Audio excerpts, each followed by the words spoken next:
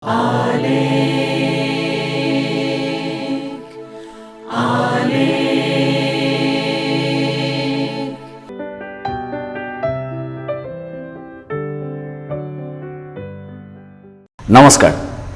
দাপনৰ সমুদৰ্শক স্বাগতম জনাই দাপনৰ আপোন মানুহৰ এটা নতুন খণ্ডৰ সৈতে ষ্টুডিঅ'ৰ মজিয়াত মই ৰঞ্জন। প্ৰিয় দৰ্শক, আজি আমি এনেগৰাকী শিল্পীক আমন্ত্ৰণ জনাই আনিছোঁ যিগৰাকী শিল্পীৰ কণ্ঠত আছে এক মায়াবী সন্মোহন, কণ্ঠত আছে এক ব্যঞ্জনা আৰু যিগৰাকী শিল্পীয়ে অনায়াসে নিৰ্মাণ কৰিব পাৰিব অসমীয়া আধুনিক সংগীতৰ এক বিশাল সোঁত।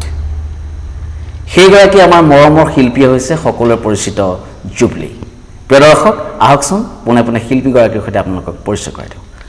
নমস্কাৰ। নমস্কাৰ।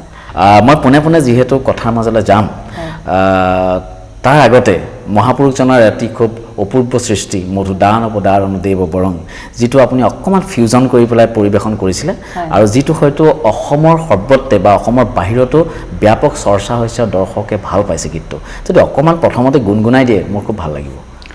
নিশ্চয়, এইটো মোৰ মাটি এলবামটিৰ এটি গীত আছিলে। এইটো ভটি মাটি ব্যৱহাৰ কৰা হৈছিলে।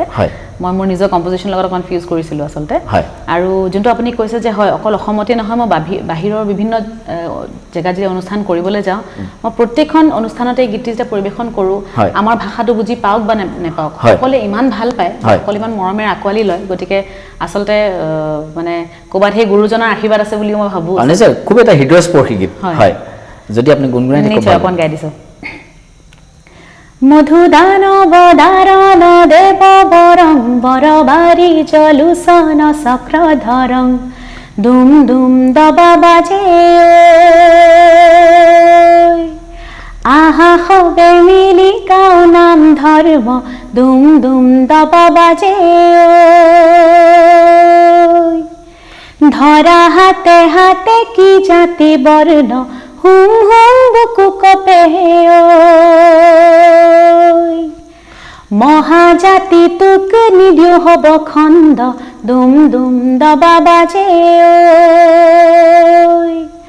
মধু দানৱ দাৰণ দেৱ বৰং পৰবাৰী জলুচন চক্ৰধৰং। খুবেই সুন্দৰ, আচলতে অপূৰ্ব। মই আপোনাক ধন্যবাদ জনাৰ ভাষা নাই। আৰু এই গীতটোৰ জৰিয়তে সেই যিটো বৰগীতৰ আলম লৈ আপুনি যিটো গীত কৰিছে, ইয়াত সুন্দৰ এটা সমাজৰ প্ৰতি আচলতে মেছেজ আছে। হয়, খুবেই ধন্যবাদ। সেই গীতটোৰ জৰিয়তে আচলতে লিখিছে ইপচনলাল বৰুৱাই, খুব ধুনীয়াকৈ লিখিছে যে প্ৰত্যেকটো জাতি জনজাতি মিলিহে আমি অসমীয়া। সেই আমাৰ একতাটো আমি যাতে আমি মানে কিমান প্ৰয়োজন যে আমি একেলগে থাকিলে যে যিকোনো বিপদ আপদ সকলো মানে মানে পৰিৱেশতে হওক, আমি যদি একেলগ হৈ থাকোঁ, আমি যে সকলো বিপদ আপদৰ সন্মুখীন হ'ব পাৰোঁ নিৰ্ভয়ে, সেই কথাটো খুব ধুনীয়াকৈ গীতিত বৰ্ণনা কৰা হৈছে। নিশ্চয়ভাৱে খুবেই আপুনি সুন্দৰ তাৎপৰ্যপূৰ্ণ মন্তব্য কৰিছে। যিজন মহাপুৰুষ শ্ৰীমন্ত শংকৰদেৱে জাতি ধৰ্ম বৰ্ণ নিৰ্বিশেষ এখন সুন্দৰ সমাজ নিৰ্মাণৰ প্ৰয়াস কৰিছিলে। আৰু পুনৰ এই গীতটিৰে, আপোনাৰ এই গীতটিৰে সেইজনা মহাপুৰুষলৈ আমি পুনৰ শ্ৰদ্ধা নিবেদন কৰিছোঁ। আৰু মই পোনে পোনে আপোনাৰ পৰা জানিব বিচাৰিছোঁ যে আচলতে সংগীত, পৃথিৱীৰ আটাইতকৈ মধুৰতম কলাটোৱে সংগীত।